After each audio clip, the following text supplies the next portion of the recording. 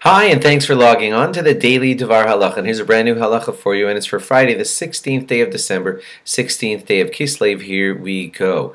So today's halacha will sound like it doesn't apply to you at all, and hopefully it doesn't, but it teaches a tremendously important lesson about Hanukkah, so here goes.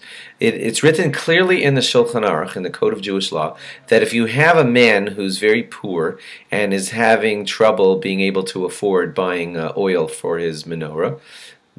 Now, thank God, everyone who's listening to this on the internet is probably going to find an easy time, most of us, in buying oil. Oil's quite affordable. We live in affluent times where we have an easy time buying a menorah and oil, so you probably feel like you can't relate, but listen to me here.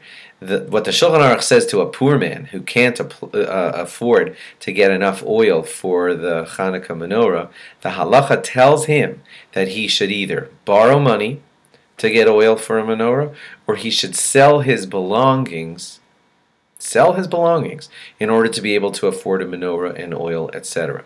Now this teaches me an incredibly important lesson. Think about it. If we're telling a poor man who, is lacking in basic supplies because he's poor, and we're telling him sell some of your belongings to get oil and a menorah, well, that says that it must be incredibly important to accomplish this mitzvah. It's called Pirsumi Nisa. That's the broadcast of the miracle, and it's so important for us to broadcast the miracle that we would tell a poor man to sell his belongings in order to fulfill this mitzvah. What that says to you and I, who are affluent, we've got computers, we're looking at the internet, and we do well, we have electricity, we have an easy time spending a couple of bucks and getting a menorah and candles and whatever.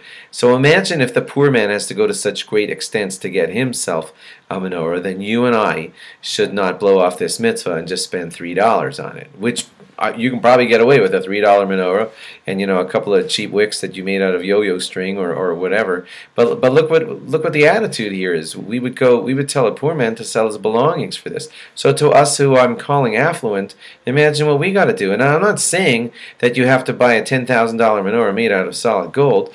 No, I'm not quite saying that, but you can see that there's an attitude here of give what you got, go the extra mile, do hidur mitzvah, beautify the mitzvah in any way that you can. Get yourself beautiful wicks, get yourself good burning oil. Do spend some money on a very nice menorah, and make sure to take great care that your oil or your wicks or your candles are going to burn beautifully, instead of saying, oh, I got these cheap candles in the mail, let's just use those. That's what I'm trying to get across to you. If we're so strict about how we tell a poor man to spend money on the Hanukkah menorah, then you and I who've got some money, then we really should go all out and make sure to buy the perfect wicks. So it'll, research and say which kind of wicks are going to burn the best, which kind of oil is going to work really well. Last year this menorah toppled a little bit. What can I do to straighten that out? Do check all that in advance so you could fulfill this mitzvah in the most beautiful possible way. Thanks for logging on. Have a great Shabbos. Log on again after Shabbos for more. Bye-bye.